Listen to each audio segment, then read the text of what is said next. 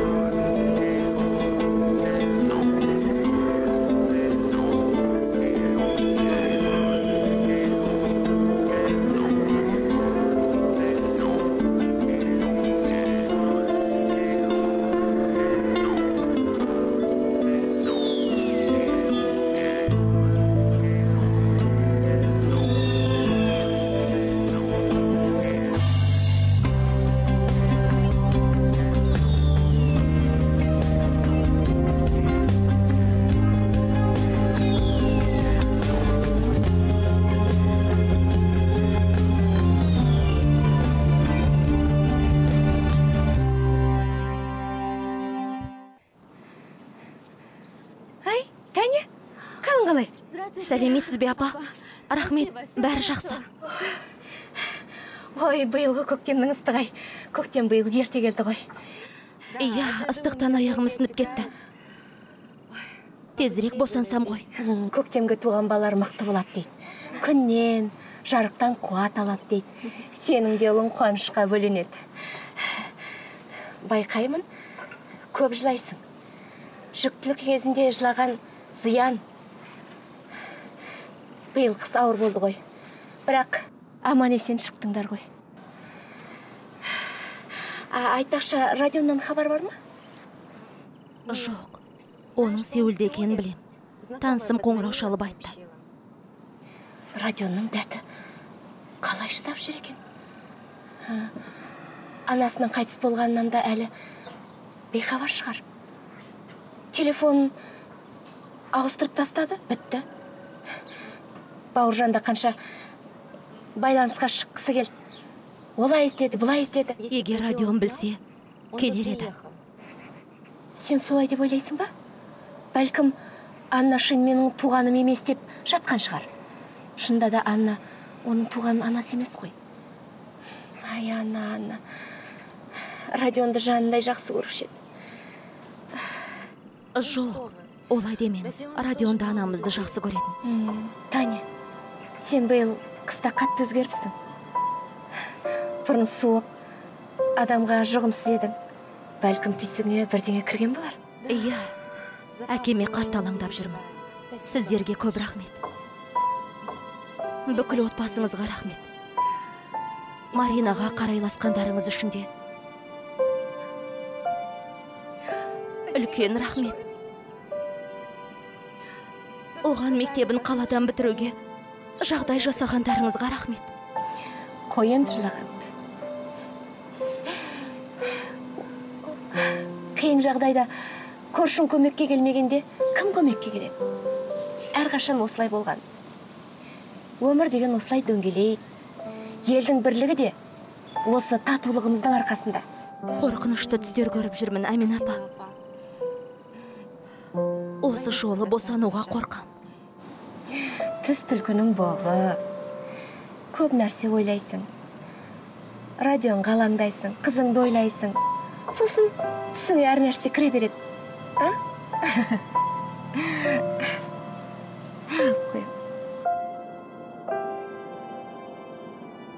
Ал балам Бауыржан, сен өзіңнің дүниеге келуіңнің сыры ашылғанда бекем бол. Сен қазақ емес, кәріссің. Әрине, сен үшін аспан аударылып жерге түскендей болады. Тегіңде, тағдырыңда, қаныңда, атыңда өзгеріп кеткендей болады. Бірақ есіңде болсын. Өмірде қандай жағдай болмасын, жақындарыңнан қол үзбе. Сонда ғана аяғыңнан тік тұрып, өміріңді бір қалыпқа келтіре аласың.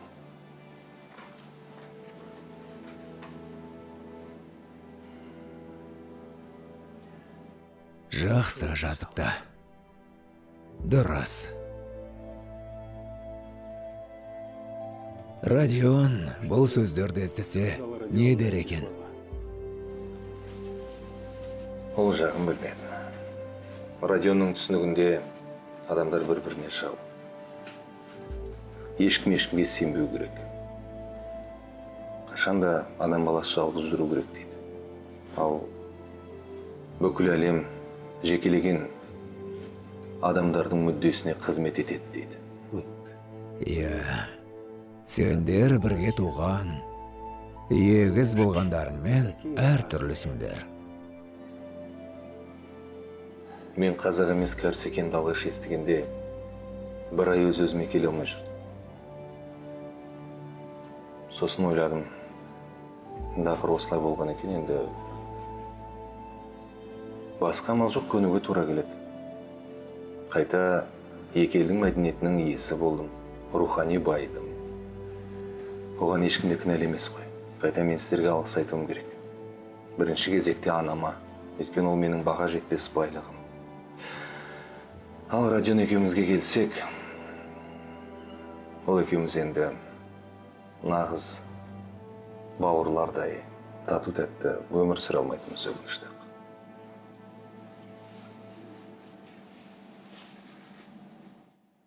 Бауыржан, балам, өніңмен ортақ тіл табысуға сенің ақылың жеткілікті деп ойлаймын.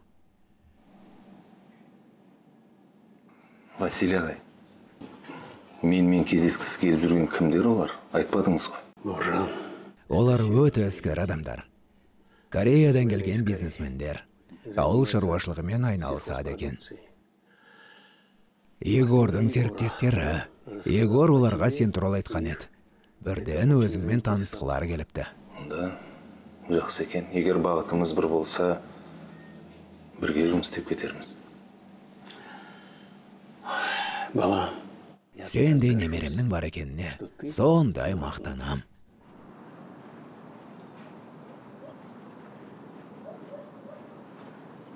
Ал, Таня, перзентханаға апаратын сөмкені жинауымыз керек. Иә, Сабира, жиналу керек. Ескі халатымды тауып алдым. Халат тауып алды. Міне, саған қажетіңнің бәрін сатып әкелдім. Рахмет. Сабира, сен маған көп жақсылық жасадың. Мен мұны ешқашан ұмытпаспын. Ой қойшы, саған бәрібір сенбеймін. Неге? Өйткені сен хамелеонсың.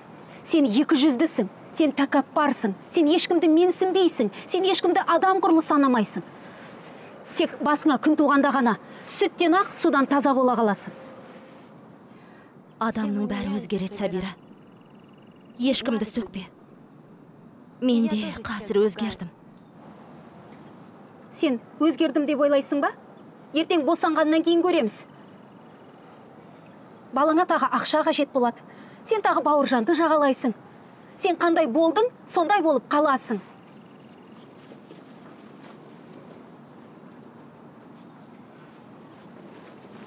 Таня, сен мені тыңдап тұрсың ба? Әрине, сәбиіңнің саулығын тілеймін. Бірақ ертең босанғаннан кейін бірде-бір адам оның Бауыржанның баласы екенін білмеу керек. Ант етші. Ант етем. Мен ешкімге ешқашан тіс жармаймын.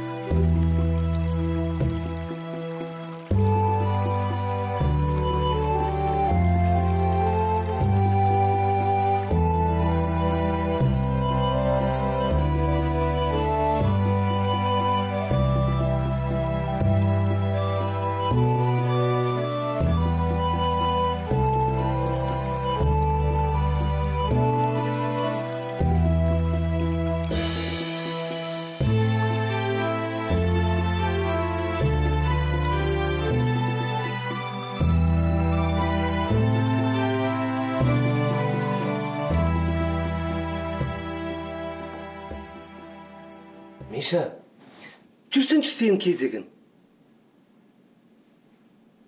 Миш, не болды? Анна түсіне кіріп жүр ме? Жоқ. Басында кіретін. Қазір жоғалып кетті. Радионан ешқандай хабар жоқ. Мен қазір қос қанатынан қатар айырылған құстаймын. Қандай қорқынышты екенін білсең ғой. Қанаттарынан айырылған құс. Я, жағдайын қиын екен. Жақындарынан айырылған соң. Солармен бірге өмірмен қоштаса бастайсың. Эмма көз жұмғанда, сен қандай күй кешіп ең? Айтшы. Басында орны ойсыраған. Кейін үйрендім ғой. Әрі қарайшы. Сосын Эмма күн сайын түсіме кіретін болды. Мен сөйлесіп жүрді. Менде де солай болса ғой. Миш, мен саған айтып тұрмын ғой. Ішінен тынба. Сары уайымға салынуға болмайды. Қолымнан келгенше тырысып жатырмын ғой. Сен неге өз-өзіңді қинап отырсың? Кішкене айналаңа көз жүгірсеңші. Не болып жатыр? Мысалы, Сеулде Костя мен Ираның жағдайы қалай болып жатыр екен? Костя мен Ира соңғы кезеңге өтті. Қорытындысын кейін айтады. Татьяна ше? Татьяна жақында босанады. Немере Марина көп замай келуі керек. Ол биыл мектепті бітірді ғой. Міне, көрдің бе, Миша, көрдің бе? Бәрі жанына жиналып жатыр. Миша туысқандарында ойла. Сосын Анна түсіне кіретін болады. Солай ойлайсың ба? Мен тек ойламайын. Анық білемін, Миша. Әйелі өлген еркектер аз. Жесір әйелдер көп. Олар көп қиналмайды. Әйелі өлген еркектер қанатсыз құс секілді. Сен дұрыс байқағансың. Петр, сенікі дұрыс. Балаларым үшін өмір сүруім керек. Анна да мұны қолдар еді. Міне, Миша, міне, дұрыс болды. Жүрсеңші сен кезегін. Жүр.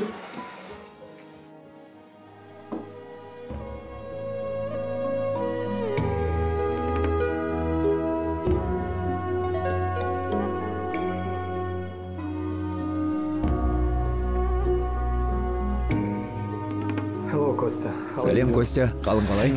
Рахмет, жақсы. Мырза тауда қандай жаңалық? Бәрі жақсы. Туыстарымыз бен достарымыз Ираның хабарын күтіп отыр. Тыңда, Костя. Ауру қан жасушаларын және жілік майын ыдырату үшін көп мөлшерде химиотерапия немесе радиотерапия қажет.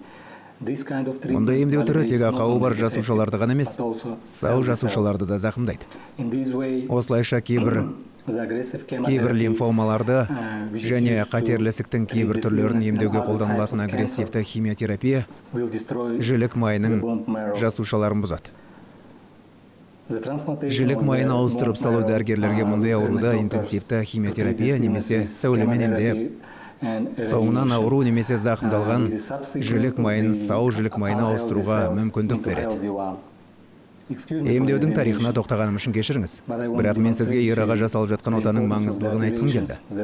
Ол сонша нәзіктігіне қарамастан өте мықты қыз болып шықты. Мен қазір оның жағдайы дұрысталып келе жатқанын растаймын. Демек, Ира жақсы болды ғой? Жақсы. Демек, бәрі жақсы бола ма? Иә, жақсы болады. Ира өмір сүреді ғой? Иә. Ира's окей. Доктор's окей. Мырзатау окей. Қазақстан окей. Корея окей. Біз өмір сүреміз. Рахмет сізге. Thank you.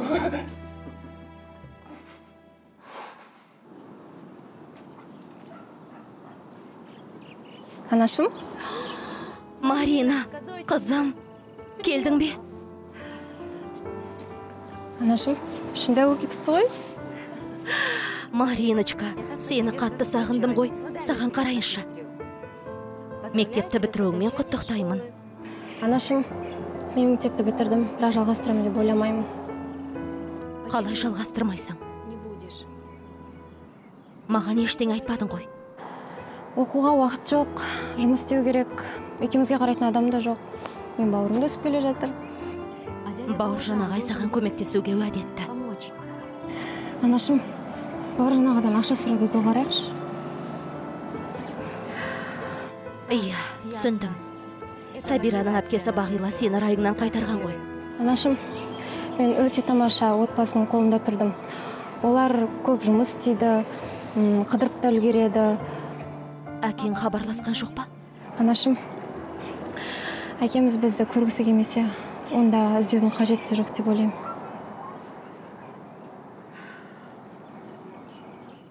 Неге? Ол сенің туған әкең емес пе?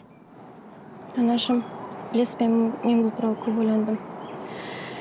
Егер де адамды шын сүйетін болсаң, онда қалған жеріне жібере беру керек. Егер де келсе, онда шын сүйеді, келмесе, онда амал жоқ.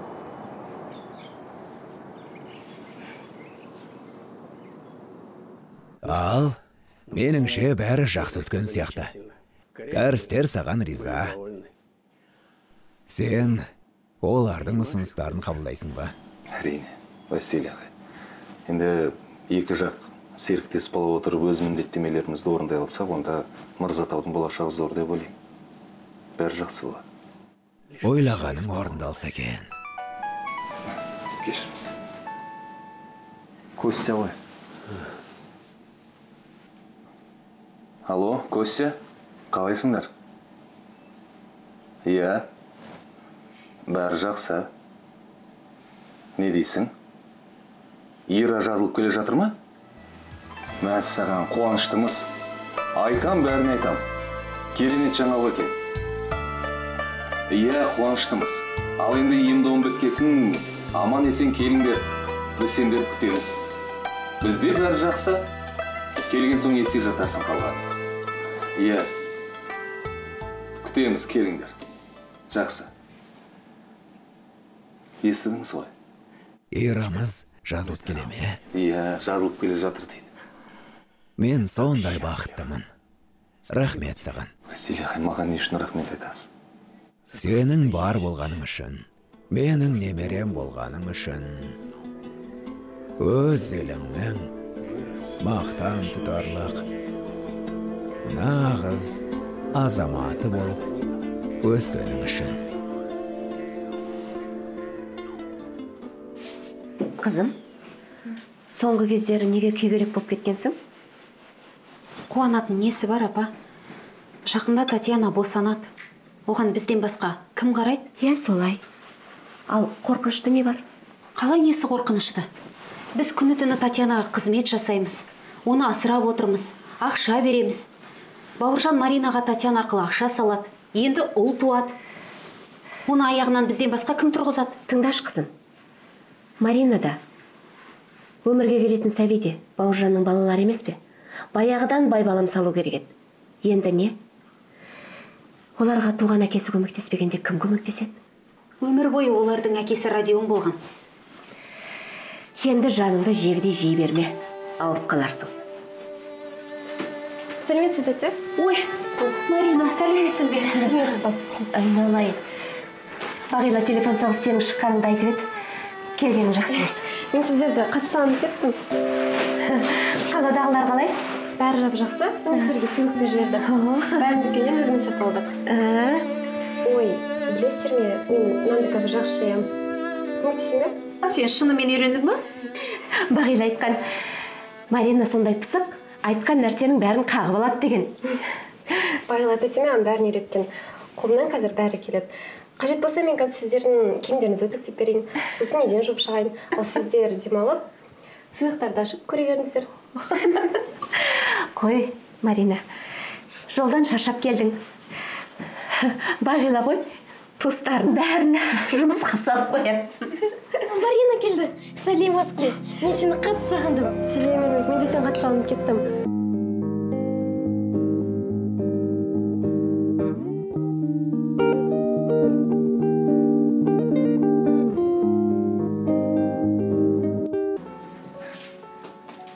Ира, жаным, бүгін қалың қалай? Жақсы көсті. Мен үйдегілермен сөйлестім.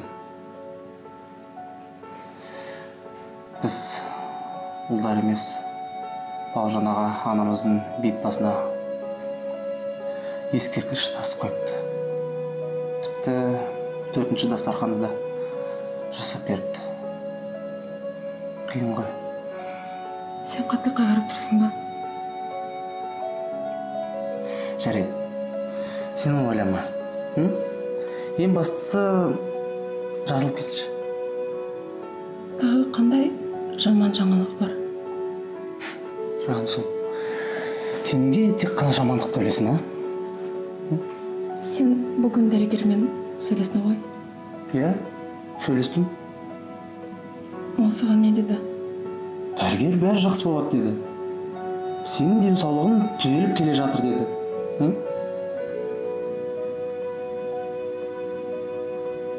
Мен саған сенбеймін. Бастапқыда сен менен диагнозымды жасырдың. Енді сен маған денсаулығымның түзеліп келе жатқанын айтып тұрсың. Сен маған өлетінімді айтуға қорқып тұрсың ба? Менің енді қанша өмірім қалды, айтшы. Шының айтшы. Мен енді қанша өмір сүретінімді білгім келеді. Ира, Жансың, сен әлі 100 жасайсың. Өтінем, уайымдамашы. Бізде бәрі жақсы болады.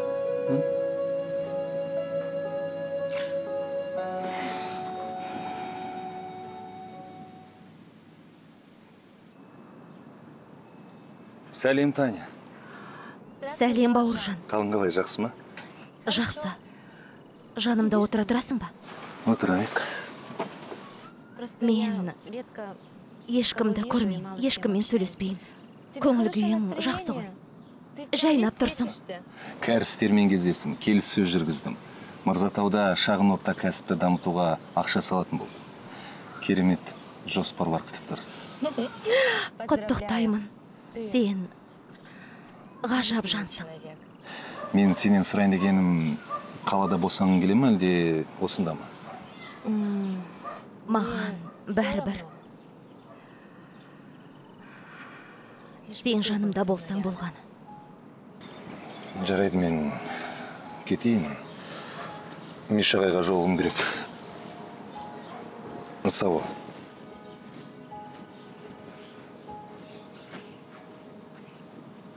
Мишағай? Мұнда екенсіз ғой. Қалайсыз? Бауыржан, қалайсың? Төрлет. Жақсы. Иә, өзіңіз қалайсыз? Денсаулығыңыз қалай? Ақырында жүрміз ғой. Мен сізге егіндікті көрсетейін дегем. Ол жерде қазір жұмысшыларым жұмыс жасап жатыр. Аня тәте армандаған барлық ауыл шаруашылық дақылдарын түр-түріне егіп қойдық. Өзіңіздің көзіңізбен барып көріп қайтсаңыз болады.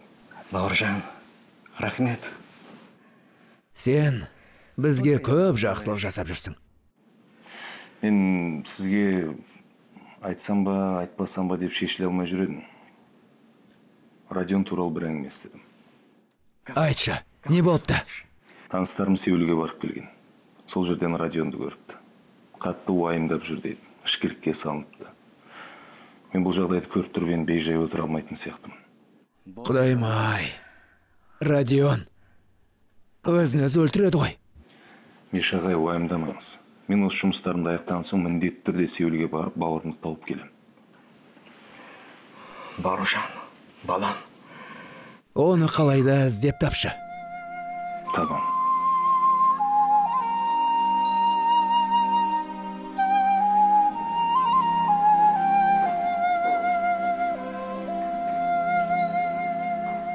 Костя.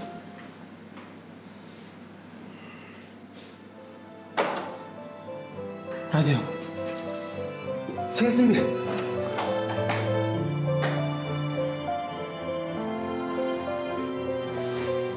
Құдайым-ау, қайдан жүрсің? Сен осы емханада Иринаны емдетіп жүр деп таныстарым айтты.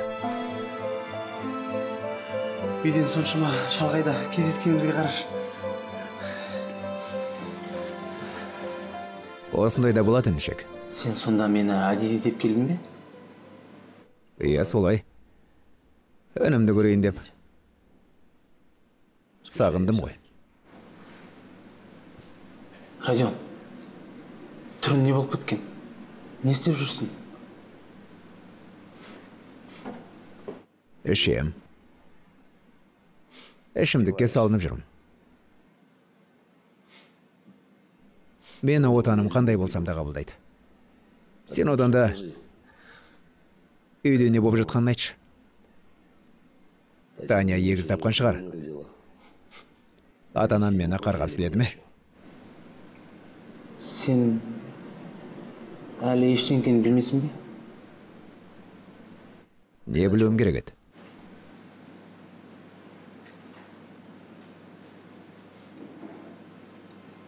Анамыз қайтыс болып кетті. Не? Қашан?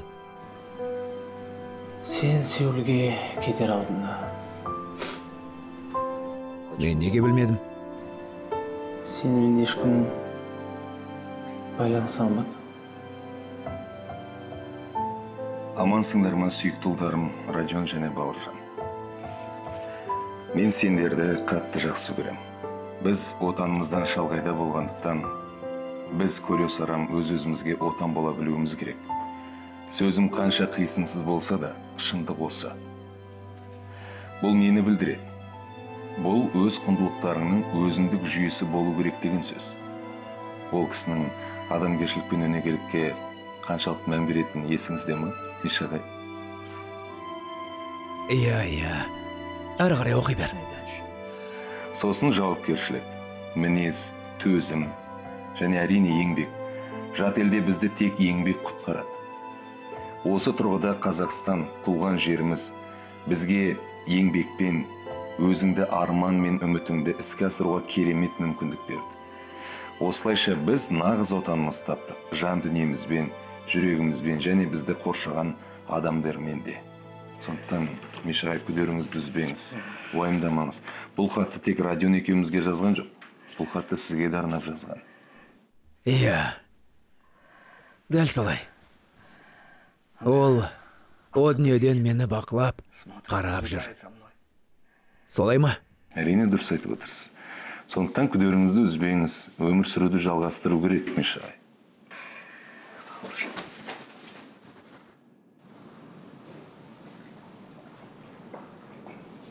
Таня, қалайсың? Сәлеметсіз бе? Марина ұзақ жоғалды. Сіздерде емес пе? Жоқ. Ой. Таня, басталды ма? Иә. Бауыржанға телефон соқ, толғағы басталды. Ой. Алло, Бауыржан, Татьяна босанайын деп жатыр. Ауруханаға апару керек. Кішкене шыдай тұр. Қазір перзентханаға барамыз.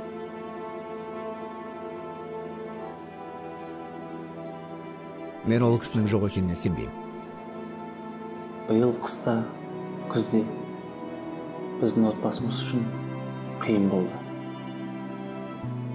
Әкеміз ауылда, мен әрамен мұнда, сен жоғалып кеттің.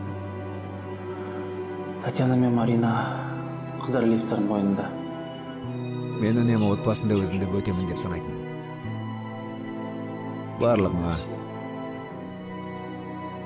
саған да, апама да, әкеме де бөтем болдым. Ата-анамыз сені қатты жақсы көрді ғой. Солай да шығар. Бірақ оған мен сенбейтінмін. Өйткені мен өзімнің асыранды екенімді білдім. Ал сен туғанда, мен саған қызғанатын болдым. Радион, Мен сені туған ағамдай жақсы көрем ғой. Білем, Костя. Білем. Бұл менің мәселем болатын. Айналамда не болып жатса да, мен тек өзімнің шайтаныма сенетінмін.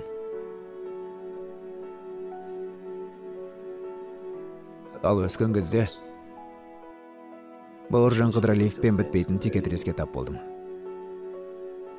Барлық жағынан және барлық жерде, спортта, махаббатта да.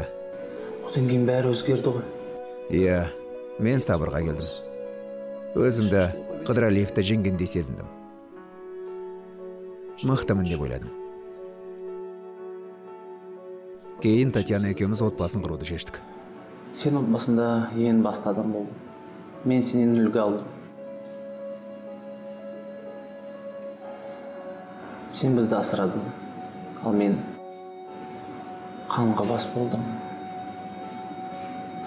Анам сені менен артық жақсы көрді. Білем, солай болды. Сосын мен Марина менің туған қызым емес екенін білгенде, жыным ұстады.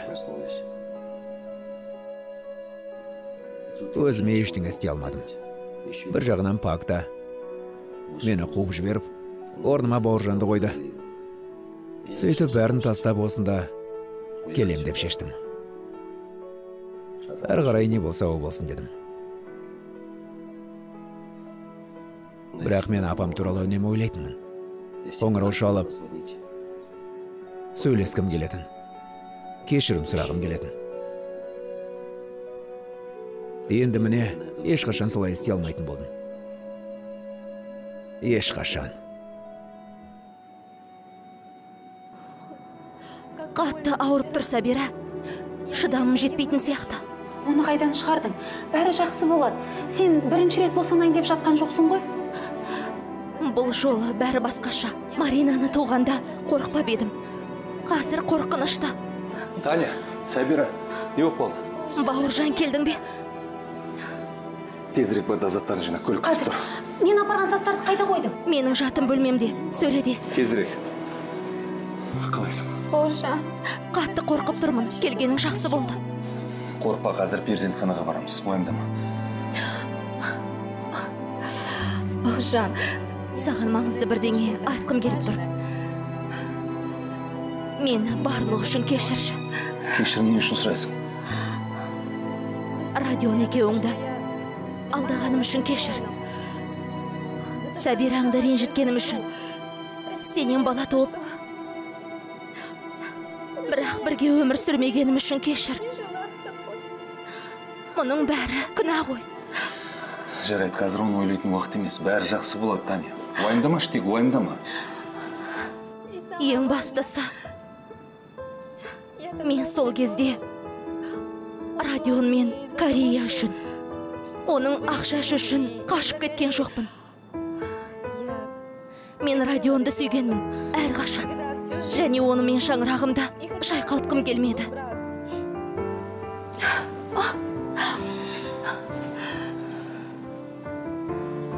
Ал мен сені сүйгем. Бірақ тағдыр мені Сәбираға қосты. Бауыржан. Мені тастамашы. Қорқып тұрмын. Бәрі жақсы болады, Таня. Қазір.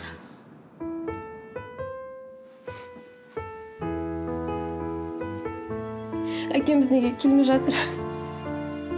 Ол бізді бір жолы тастап кеткен бе? Енді анам не істемек? Анаңды қазір перзентханаға апарады. Ол сонда сенің бауырыңда жайбарақат босанады. Ешкімге керек жоқ бауырыма. Дәл өзім сияқты. Осы адамдар не үшін босанады? Балаларын тастап кетсе.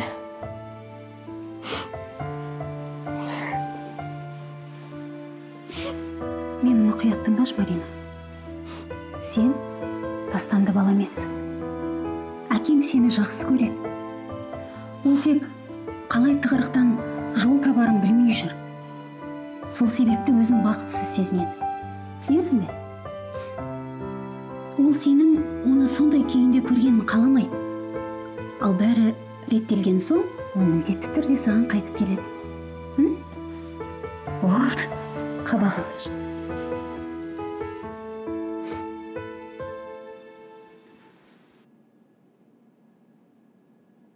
Мен ауылымды жиі еске алам. Сағынып жүрмін.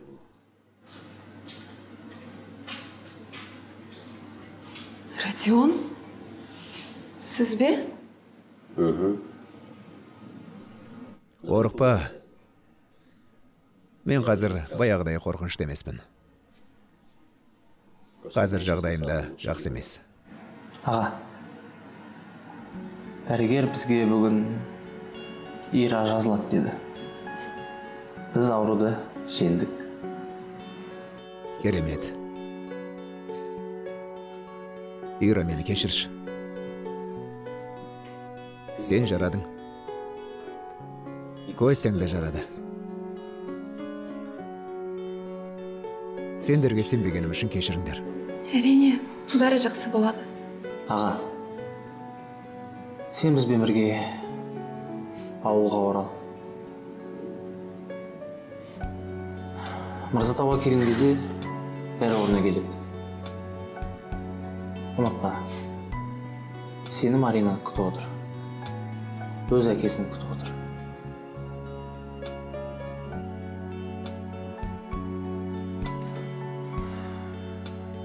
Бауыржан. Татьяна босанған соң не істейміз? Сәбира, осындайыңды қойшы. Не сөз бұл? Анда Таня жатыр болсам. Қинау.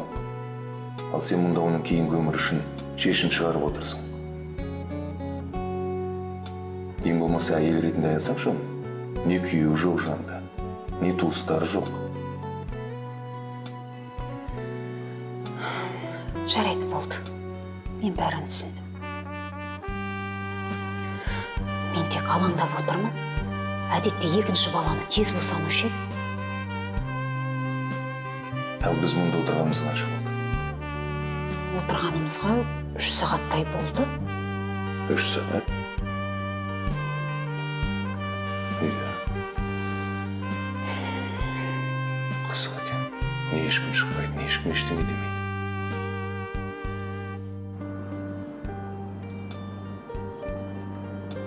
Неге сонша ұзақ болып кетті? Таня босанарда осылай толқиым деп ойламап.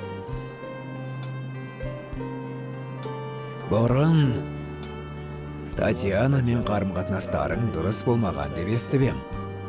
Иә, Татьяна Бауыржанға күйеуге шықпақ болған. Той түсінде Родионмен қашып кетті. Біздің тарихымыз осындай қысқа, әрі мұңды. Ал қазір Таня менің туған шөберемді босанайын деп жатыр. Құдайым-ай, өмірде мен әлденеге таң қалуды ұмытқам. Мен мұндай бақытқа лайық емеспін ғой. Лайық емеспін. Таняға не болып жатыр екен? Біртүрлі мазасызданып тұрған. Амина? Естіп тұрсың ба? Бәрі де жақсы болады дейді.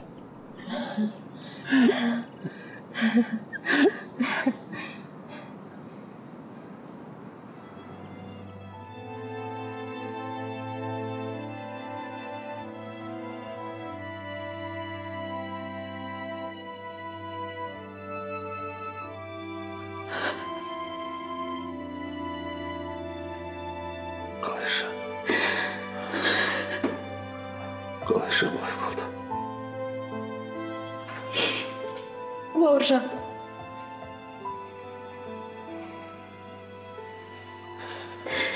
Артында жап-жас қызы қалды ғой.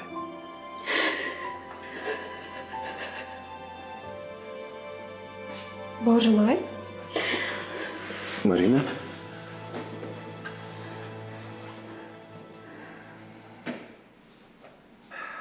Бауыржан ағай, сіз неге жылап тұрсыз?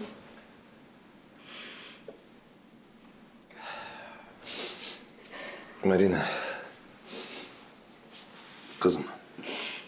Анам қалай, босанды ма? Марина, сенің енді бауырың бар. Қандай жақсы. Жақсы ғой ол. Ал анам жақсы ғой, я?